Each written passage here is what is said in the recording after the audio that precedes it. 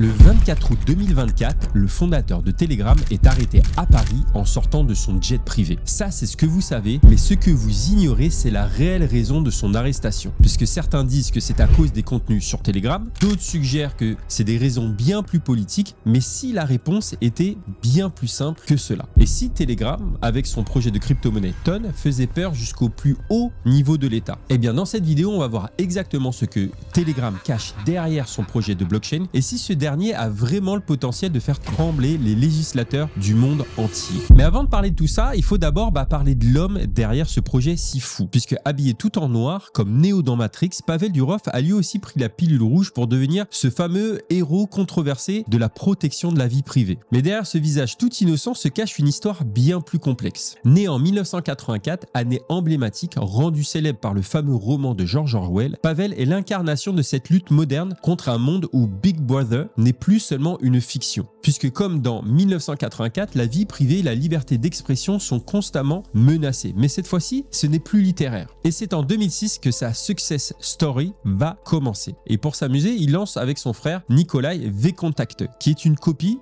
tout simplement de Facebook. Et le succès est tout simplement immédiat. Mais la plateforme devient rapidement un forum de contestation contre le régime de Vladimir Poutine. Et dans la Russie post-soviétique où le contrôle de l'information est devenu une arme redoutable, le FSB demande à Pavel de fermer tout simplement tous les groupes de discussion politique et lui, il refuse et s'en vante même publiquement. Mais derrière ce refus, c'est bien plus qu'un simple acte de rébellion. C'était une déclaration de guerre contre la surveillance, un combat également contre la vie privée de millions de personnes. Et aujourd'hui, cette guerre, elle est loin d'être terminée. Et ça me permet au passage de te parler d'un autre acteur essentiel de ce combat, Inconi, qui est le sponsor de cette vidéo et qui partage également cette même vision. Puisque comme Pavel Durov, Inconi est engagé justement dans la lutte contre l'exploitation de nos données personnelles par des acteurs invisibles et pourtant omniprésents. Et est-ce que tu sais ce que sont des data brokers? Ce sont des boîtes qui collectent toutes les informations personnelles, qu'elles soient publiques ou privées, en profitant justement des fuites de données ou pire encore, en les achetant directement à des géants comme Amazon, Google ou Meta. Et ces données, elles comprennent ton nom, ton adresse, mais également tes informations bancaires et ton historique de navigation. Rien ne leur échappe. Et ensuite, devine quoi? Ces data brokers revendent ensuite ça à d'autres entreprises qui vont te bombarder de publicité ou t'harceler d'appels non sollicités, que ce soit pour des assurances ou d'autres services. C'est un véritable cauchemar. Et dans ce monde où chaque clic, chaque recherche est suivie, vendue et exploitée, c'est devenu vital de reprendre justement le contrôle de tes données personnelles. Et la bonne nouvelle, c'est qu'en Europe, grâce aux lois comme le RGPD, tu as le droit de demander à ces data brokers de supprimer les informations qu'ils ont sur toi. Et la mauvaise, c'est que ça peut prendre des années si tu fais ça tout seul parce qu'il en existe des centaines et des nouvelles bases de données apparaissent constamment. Et c'est exactement là que Inconi entre en jeu. Et la première étape, tu t'inscris sur Inconi via mon lien en description. Tu as 60% de réduction via ce lien. Et ensuite, tu indiques ton nom, ton prénom, ton adresse email, numéro de téléphone pour que le service te retrouve justement dans les bases de données des data brokers. La deuxième étape, c'est que tu donnes ton accord à Inconi pour qu'ils les contactent eux en ton nom en leur imposant justement de supprimer ces données. Et ensuite, tu n'as strictement rien à faire. Inconi fait le sale boulot à ta place et tu peux même suivre les avancées sur le site. Par exemple, moi, Inconi m'a retrouvé dans 150 bases de données et en quelques jours, j'ai été supprimé de la plupart, plus d'une centaine. Personnellement, je l'ai testé, j'ai adoré ce service et c'est vraiment un bon plan intéressant si tu souhaites justement protéger tes données et ta vie privée. Et merci à Inconi au passage d'avoir sponsorisé cette partie de la vidéo. Mais revenons à Pavel. Pavel Durov, il s'est battu pour défendre ici la liberté numérique, sans jamais céder à la pression. Et Durov n'a jamais laissé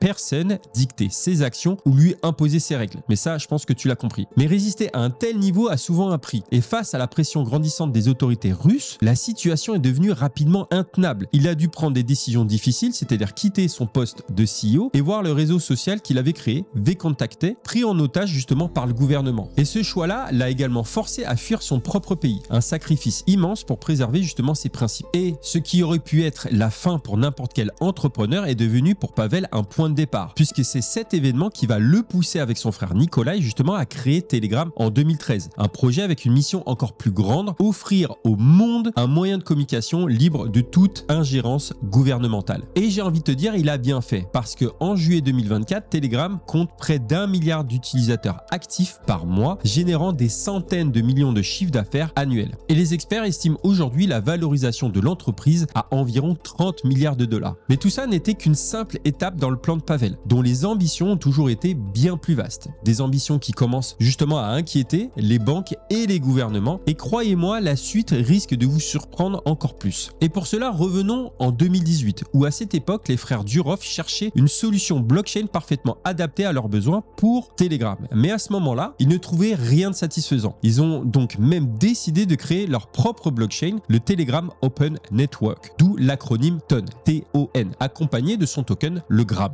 Et pour financer ce projet ambitieux, ils ont lancé une ICO, Initial Coin Offering, qui n'est autre qu'une levée de fonds très populaire dans le monde de la crypto. Et en gros, ça te permet d'acheter des tokens avant qu'ils ne soient listés sur des exchanges et de potentiellement justement générer des profits intéressants. Et pour info, c'est d'ailleurs comme ça qu'Ethereum a été développé. Et forcément, avec des centaines de millions d'utilisateurs actifs, l'ICO a attiré un tsunami de liquidités permettant de récolter la somme colossale de 1,7 milliard de dollars. Et ce qui en fait la deuxième plus grosse ICO de l'histoire de la crypto, derrière EOS pour la petite histoire. Mais alors que TON était sur le point justement de voir le jour, la SEC, la SEC, autrement dit l'autorité des marchés financiers aux États-Unis, a engagé une longue bataille juridique accusant justement Telegram de proposer une offre de titres non enregistrés, c'est-à-dire les fameux securities. Le résultat, abandon du projet et amende de 18,5 millions de dollars et remboursement total des investisseurs. Mais l'histoire ne s'arrête pas là, parce que pour les frères Durov, il était impossible d'abandonner ce fameux projet qui était si prometteur. Et justement, refusant de se plier aux obstacles, ils ont pris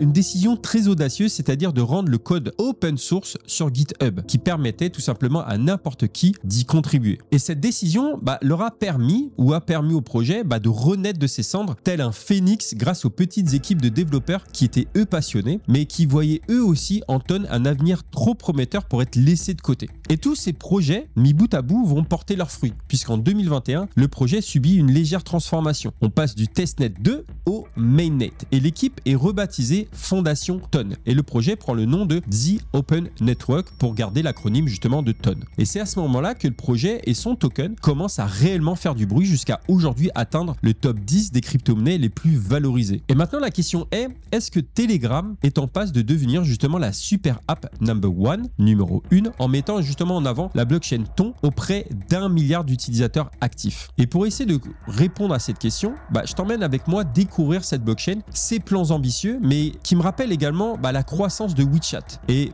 dénicher ensemble justement une tonne d'opportunités. Là c'est un jeu de mots et promis j'arrête. Et juste avant de continuer, si tu as appris des choses et si tu trouves ça très passionnant, n'hésite pas à lâcher un petit like pour soutenir la chaîne, t'abonner pour être au courant des prochaines vidéos et de déclencher la petite cloche. Et tant qu'on y est, n'hésite pas à rejoindre mon propre canal Telegram 100% gratuit, vérifie qu'il y ait le petit blue check de vérification et dessus, tu vas recevoir quotidiennement des analyses on-chain et techniques sur le marché crypto. Le lien est en description. Mais maintenant, regardons comment fonctionne TON ou TON. Je sais pas comment on dit. TON, TON, tu me diras dans les commentaires. Mais passons maintenant justement sous le capot pour voir comment fonctionne cette blockchain. Et tu vas voir que c'est un petit peu technique et je vais essayer de te simplifier au maximum. Donc TON, c'est une blockchain tout simplement de layer 1 qui utilise comme Ethereum le consensus de Proof of Stake. Et donc pour assurer justement une bonne scalabilité et des vitesses de transaction élevées, elle utilise une technologie appelée le sharding. Et pour t'imaginer un petit peu ce que c'est le sharding, imagine tout simplement une autoroute complètement bouchée où tu avances mètre par mètre. Et bien le sharding, c'est tout simplement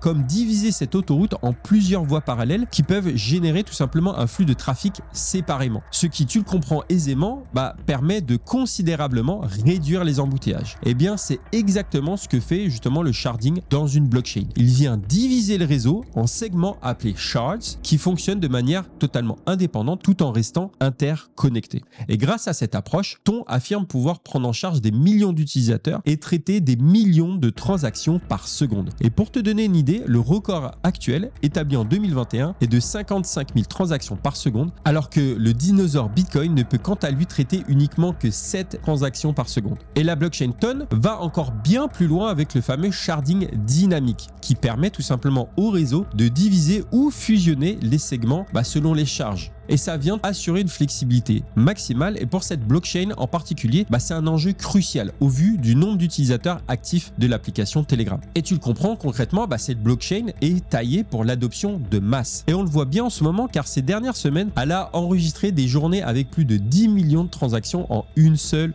journée. Mais maintenant, posons-nous la question, pourquoi Ton est-elle si différente? Et tu le sais, avoir une technologie performante, c'est une chose. Mais encore faut-il qu'elle soit simple d'utilisation et adoptée par un large public. Et on a aujourd'hui des tonnes de crypto, encore un jeu de mots, qui ont tout simplement matraqué l'écosystème à coup de marketing, que ce soit justement sur la fameuse soi-disant résolution du trilemme de la blockchain, à savoir sécurité, décentralisation et scalabilité. Mais pour finalement se retrouver quelques temps plus tard aux oubliettes. Mais c'est là que Ton est un petit peu différent, puisque en plus d'avoir justement de nombreux atouts, il est directement intégré à Telegram de manière plutôt discrète mais ultra puissante. Donc souviens-toi, on parle quand même de près d'1 milliard d'utilisateurs. Et ça signifie que autant de personnes peuvent envoyer et recevoir de la crypto depuis une application qu'ils utilisent déjà. Mais ce n'est pas que la face visible de l'iceberg, parce que Ton ne se contente pas d'être justement une énième blockchain qui propose des transactions plus rapides. Ça, il y en a plein. Et oui, elle introduit aussi toute une série d'innovations et je vais t'en citer quelques-unes.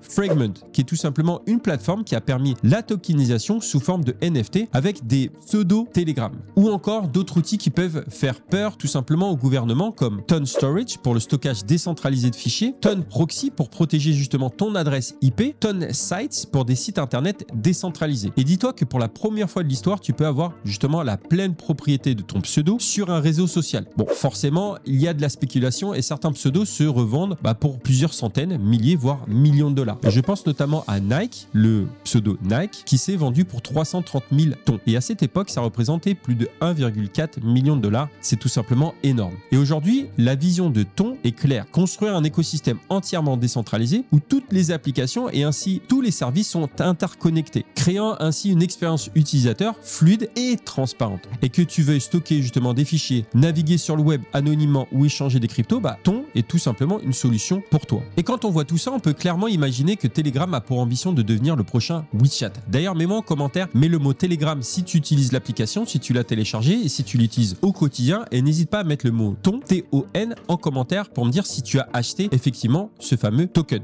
Comme ça, j'en saurai beaucoup plus sur toi. Et WeChat, comme je te disais, c'est plus d'1 milliard d'utilisateurs actifs mensuels. Et c'est la première app à avoir reçu justement le titre de super app lorsqu'elle a intégré de manière transparente la messagerie instantanée avec un portefeuille numérique. Puis, elle a étendu justement sa liste de nouveaux services disponibles pour inclure des jeux, des flux en direct et du e-commerce, sans parler de d'autres fonctionnalités. Et si c'est le cas, Telegram et sa blockchain Ton ont encore un petit peu de chemin à faire et à parcourir. Mais ils pourraient bien devenir, à mon avis, les leaders du monde de demain et onboarder toute la planète dans l'univers crypto. Et je vais t'expliquer pourquoi. D'ailleurs, en parlant de ça, on a récemment pu voir un petit aperçu justement du potentiel avec l'engouement de dingue concernant justement les mini-applications directement intégrées à Telegram. Et l'une des plus populaires en ce moment, c'est le fameux Tap to Earn de Hamster Combat dont je t'ai parlé dans cette vidéo. Je te mets une petite fiche ici si tu l'as pas déjà vu, mais on va en reparler à la fin. Mais il y a aussi le projet Notcoin qui était le premier Tap to Earn à succès lancé en novembre 2023. Et c'est le premier projet à avoir autant explosé sur la blockchain Ton. Et le but du jeu était ultra simple. Un bouton sur lequel appuyer en boucle pour gagner du token Note. Alors oui, c'est un concept ultra simple, ultra, tu finiras ma phrase, mais qui est à monter à quand même plus de 1 milliard de market cap pour vous dire qu'il y avait pas mal de hype dessus. Et un point très important à retenir justement concernant les mini-apps, c'est que contrairement à l'App Store ou Play Store qui impose justement des commissions élevées, Telegram lui permet aux développeurs de proposer leurs services sans intermédiaire coûteux. Et de plus, il n'y a pas de long téléchargement. Tout fonctionne instantanément, ce qui rend l'expérience utilisateur beaucoup plus rapide et fluide. C'est tout simplement une vraie révolution dans l'écosystème des applications. Mais maintenant, recentrons-nous un petit peu plus sur le token Ton, le Toncoin, la crypto native et utilitaire justement de l'écosystème Ton. Et cette crypto sert principalement à couvrir justement les frais de transaction payés pour les noms de domaine blockchain, les fameux DNS ou encore les fameux pseudo-Telegram dont je te parlais tout à l'heure. Mais elle sert aussi en général à payer tous les services qui gravitent autour de cet écosystème. Donc par exemple, depuis peu, tu peux utiliser Toncoin pour faire justement la publicité de ton canal Telegram. Ce qui est intéressant, c'est que la moitié de ce que tu dépenses est reversée aux propriétaires des canaux que tu as ciblés. Et comme tu l'auras compris, cela permet également désormais aux propriétaires de canaux Telegram de monétiser leur audience de manière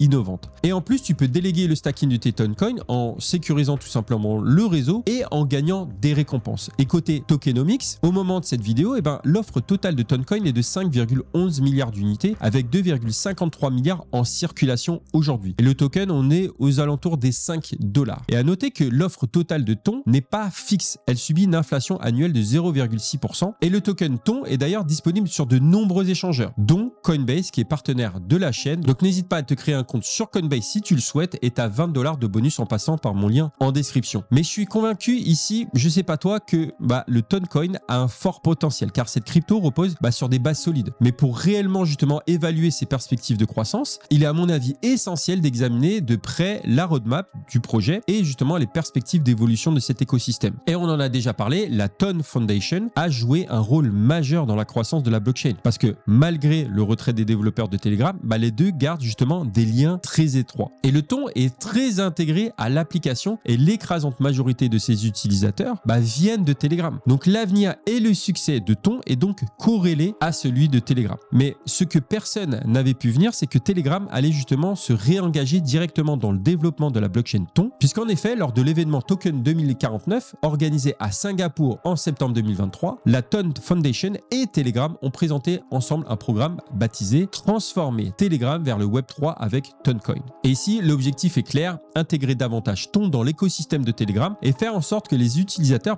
interagissent de plus en plus avec le Web3. Et ce qui est fou, c'est que la Ton Foundation projette que 30% des utilisateurs actifs de Telegram en 2028 utiliseront la blockchain Ton, soit selon ses estimations près de 500 millions de personnes. C'est juste fou. Et tout ça, tu l'as compris, pourrait bien se concrétiser en grande partie et grâce aussi à une autre annonce majeure qui a été faite lors de Token 2049, l'intégration de l'USDT sur Ton. Et c'est une étape clé ici pour renforcer justement la stabilité et la liquidité de l'écosystème. En effet, tu le sais sûrement, mais l'USDT est un stablecoin de référence et il est désormais directement intégré au wallet crypto Telegram. Et oui, je ne vous ai pas encore parlé de cela avant, mais depuis quelques mois, Telegram propose directement un wallet crypto intégré directement dans son interface qui est ultra simple d'utilisation, même pour les débutants. Et ce wallet permet tout simplement une expérience ultra fluide et intuitive, comparable justement à celle des systèmes financiers traditionnels, voire mieux, puisqu'il te permet en quelques clics justement de stocker tes cryptos, mais aussi de les recevoir ou encore de les envoyer à par exemple l'un de tes contacts juste en utilisant son pseudo. Et c'est clairement un pilier central avec justement l'adoption de la blockchain sur la plateforme en simplifiant justement considérablement l'onboarding de nouveaux utilisateurs. Et là, ici, tu n'as pas besoin de passer par des applications tierces et tout se fait de manière intuitive, rapide et sécurisée. Et tu peux même trouver cette mini app dans le menu Telegram et en cherchant @wallet. Donc imagine maintenant un monde où 950 millions de personnes peuvent échanger de la crypto aussi facilement qu'elles envoient un message. Et c'est cette perspective-là qui effraie finalement les banques et fait frémir les régulateurs. Et tout ça, ça nous permet de comprendre que Telegram veut devenir une super app comme on peut le voir en Chine avec WeChat. Et ça permettrait également d'accéder à toute une gamme de services, qu'il s'agisse tout simplement de commander à manger, de réserver un taxi ou de réserver un restaurant ou encore de communiquer avec ses amis, le tout depuis une seule application. Autant, on va dire, de cas d'usage que des développeurs tierces peuvent enrichir via des mini-apps intégrées à Telegram. Et donc Uber ou même Netflix pourraient développer justement une mini-app au sein de Telegram. Et c'est d'ailleurs ce que, par exemple, a décidé de faire OKX, qui est l'échange de crypto centralisé, qui a sorti une mini-app au sein même de Telegram. Donc on est là très clairement face à une solution tout en un qui pourrait tout simplement largement contribuer à l'adoption de masse des cryptos. Mais malgré tout ce potentiel, tout ne pourrait pas se passer comme prévu. Bon, comme je te l'ai dit en intro de cette vidéo, le 24 août 2024, on a assisté à un véritable séisme mondial puisque Pavel Durov, le fondateur justement de Telegram, a été arrêté sur le tarmac de l'aéroport de Paris-Bourget. Et donc il a passé 96 heures en garde à vue pour justement, je cite, un manque de coopération de la plateforme avec les autorités lors d'enquêtes sur des contenus illégaux. En effet, Telegram est critiqué justement pour son manque de modération qui est ici finalement à double tranchant entre un espace qui défend justement la liberté d'expression et un terrain de jeu idéal pour des activités illégales. Et finalement, Durov a été libéré sous caution contre 5 millions de dollars et en plus de ça, en prime, il a eu un abonnement premium au commissariat pour justement s'y rendre 2 fois par semaine et il fait face à 12 chefs d'accusation, dont la complicité par omission pour avoir justement refusé de donner accès aux conversations et aux potentielles données sensibles. Donc dedans, tu as réseau criminel, trafic de drogue et terrorisme. Et ces accusations ont entraîné une chute de 14% du Toncoin, mais ce n'est pas tout. Parce que bien évidemment, son arrestation a suscité ici des débats sur la liberté d'expression. Edward Snowden parle ici de prise d'otage justement des libertés numériques. Tandis qu'Elon Musk, partageant également une vision plutôt libertarienne du web, a exprimé son soutien à Durov sur X alias Twitter. Et cette histoire est d'ailleurs assez ironique venant du pays justement des droits de l'homme quand on y pense, mais j'ai envie de te dire bref. Et aujourd'hui, il y a 2 questions qui restent en suspens. La première, c'est que pourquoi Durov, qui a été naturalisé français depuis 2021, a-t-il atterri en France malgré qu'il savait qu'il y avait un mandat d'arrêt le concernant? Ça, c'est la première. La deuxième, quel est l'avenir justement de Telegram et de sa blockchain Ton? Donc pour l'instant, forcément, j'ai pas de réponse à te donner et je préfère pas spéculer justement sur le sujet. Mais par contre, je t'invite tout simplement à me donner ton avis en commentaire en disant Telegram c'est, pour avoir un petit peu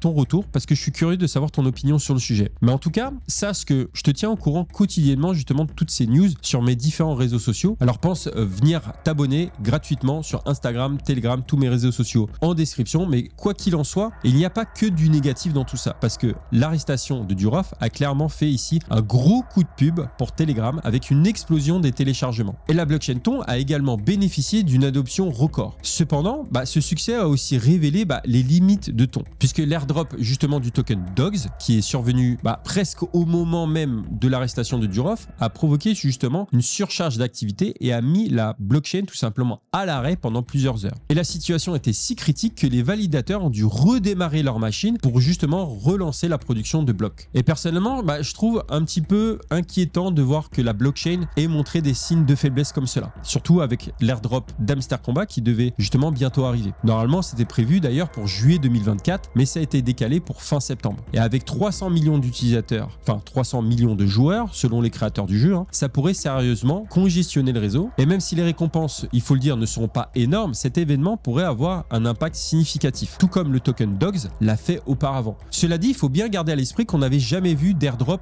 de cette ampleur dans le passé. Et il faut savoir que de nombreux exchanges avaient également craché à ce moment-là, dû au trop grand nombre d'utilisateurs qui cherchaient justement à envoyer leurs Dogs dessus. En fin de compte, il est essentiel que les utilisateurs comprennent justement le fonctionnement de ces applications et les enjeux liés justement à la sécurité et à la gestion des actifs. Aujourd'hui, on l'a vu, Ton et Telegram représentent une menace sérieuse pour l'ordre établi et c'est probablement ce qui a précipité un petit peu l'arrestation de Durov. Mais une question subsiste. Est-ce que Telegram est prêt à devenir cette fameuse super app que Pavel a toujours rêvé de créer? Et est-ce que cette ambition pourrait tout simplement vraiment bouleverser l'ordre mondial? Et là, j'ai envie de te dire, seul le temps nous dira. Mais qui sait? Peut-être que la prochaine fois où ta grand-mère utilisera des crypto-monnaies, ça sera via l'application Telegram. Sait-on jamais. Et d'ici là, si tu veux faire partie des investisseurs crypto gagnants, je t'invite tout simplement à t'abonner aujourd'hui à ma newsletter gratuite. Et chaque mardi, je te partage tout simplement les news les plus importantes. Je te fais également un rapide point sur le marché et surtout, je te délivre un dossier éducatif pour approfondir un aspect clé du Web3. Donc, ne loupe pas la prochaine newsletter. Le lien est en description et c'est 100% gratuit. Et si tu veux découvrir une autre histoire passionnante, fascinante sous forme docu, je t'invite à aller voir ce documentaire hyper intéressant sur le secteur de la crypto-monnaie qui va t'intéresser grandement. C'était Julien et on se retrouve tout de suite dans cette vidéo pour cette incroyable histoire.